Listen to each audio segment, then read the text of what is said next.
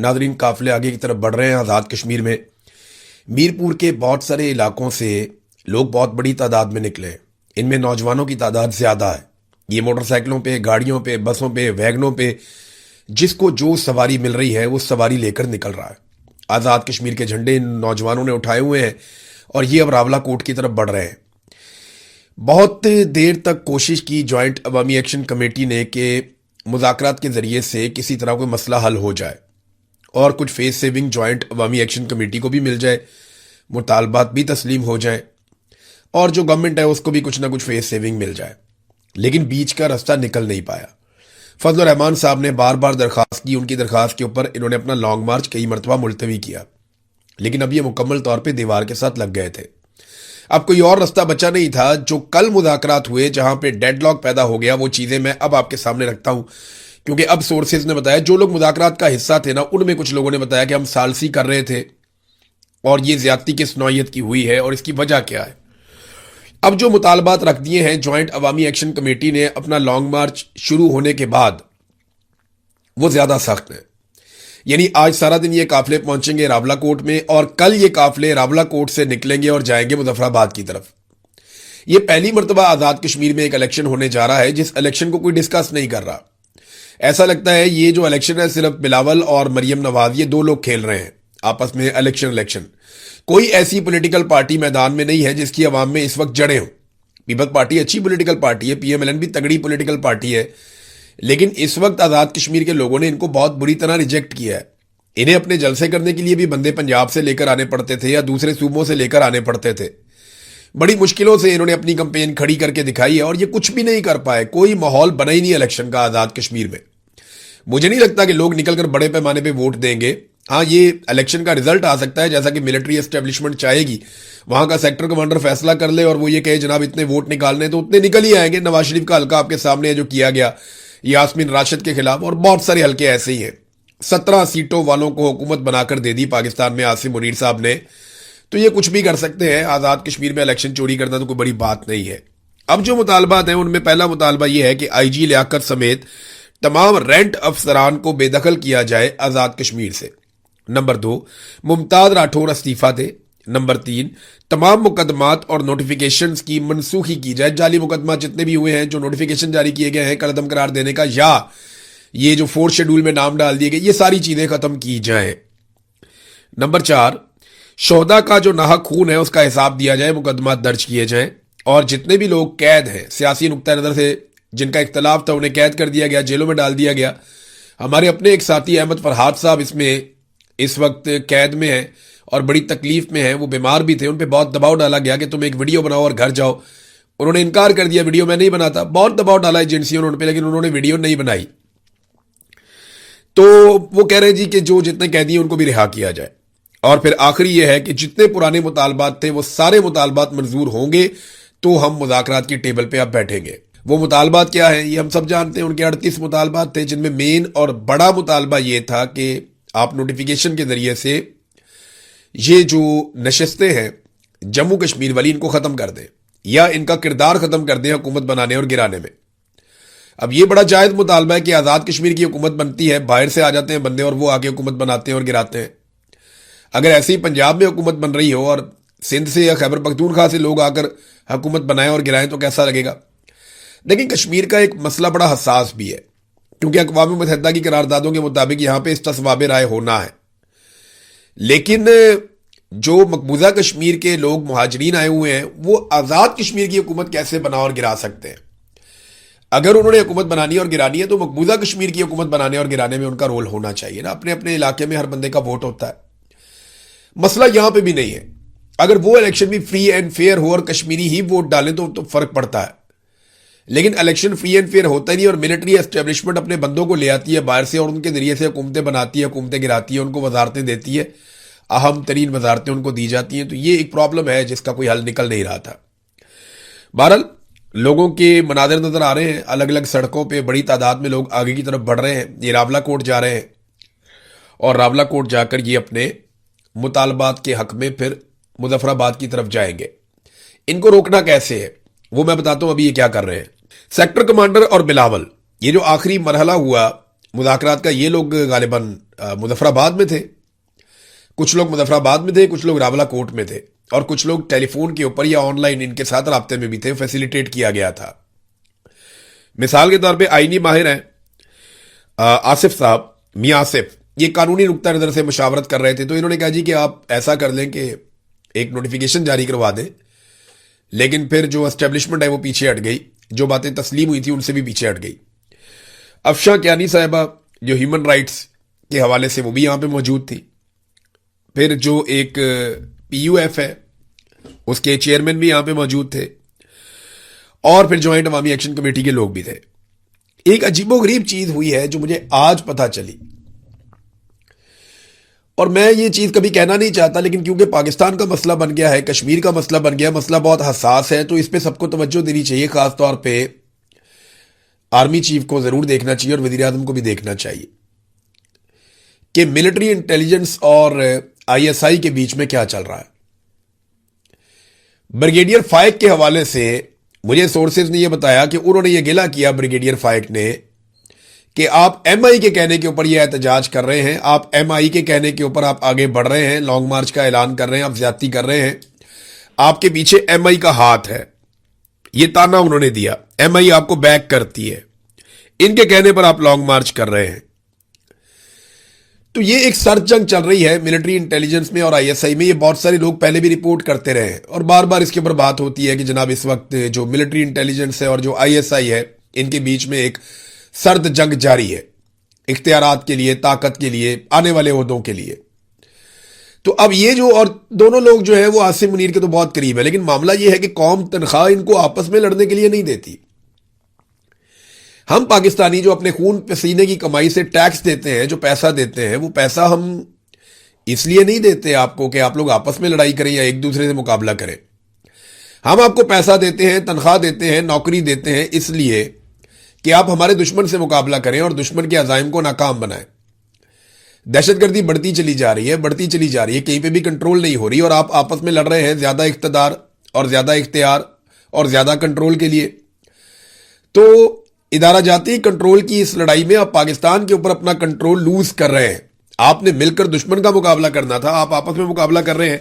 ये एक चीज सामने आई, मेरे लिए हैरान कुन भी थी, परेशान कुन भी थी। मेरे ख्याल में इसके ऊपर इंक्वायरी जरूर करनी चाहिए और चेक करना चाहिए कि क्या एजेंसियों का आपस में ऐसा मुकाबला चल गया कि एक कहती है निकलो, दूसरी कहती है ना निकलो। ये माजी में चीजें होती रही हैं और बहुत अफसोसनाक है। इसको फौरन, अगर तो ऐसा कुछ है तो इसको फौरन रोकना चाहिए। मुझे आजाद कश्मीर के लोगों ने यह बात बताई है। 14,000 पुलिस वाले पंजाब से अब निकाले गए हैं और उन्हें पहुंचाया गया आजाद कश्मीर में। ये क्या करेंगे? इलेक्शन चोरी करेंगे, मारकुटाई करेंगे, और क्या करेंगे? और इनको आता क्या है? यही करना आता है।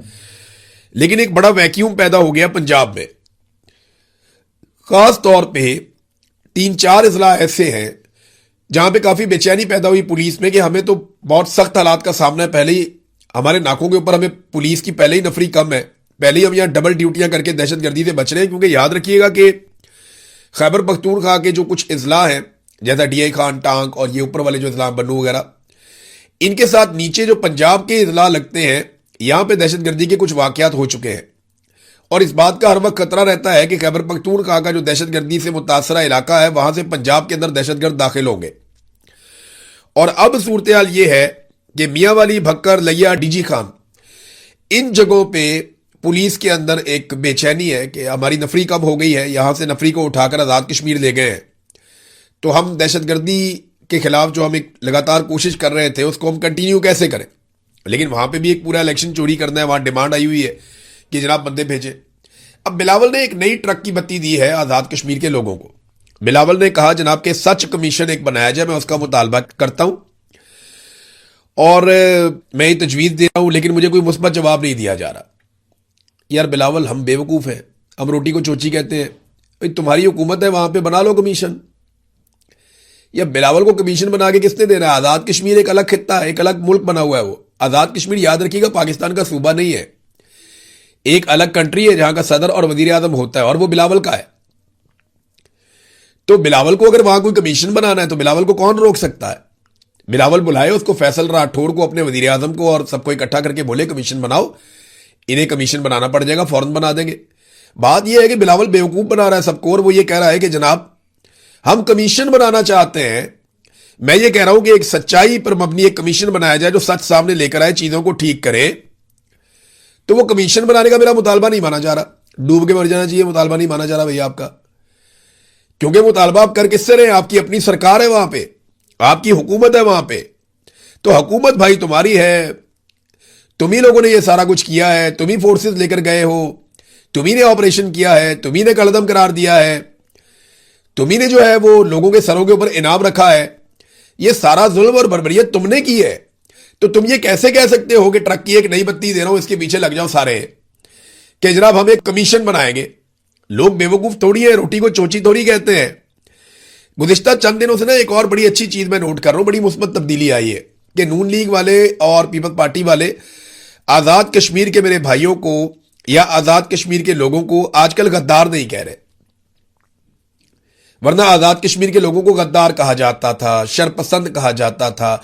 ज्वाइंट अवामी एक्शन कमेटी के लोगों को कहा जाता था कि ये राव के साथ, इंडिया के साथ मिले हुए हैं और ये इंडिया से पैसे लेकर आते हैं। मैंने आपको बताया था कि इनको पैसे तो बरतानिया में जो ओवरसीज पाकिस्तानी है वो फंडिंग कर देते हैं, जैसे पाकिस्तान में पॉलिटिकल पार्टीज की फंडिंग होती है।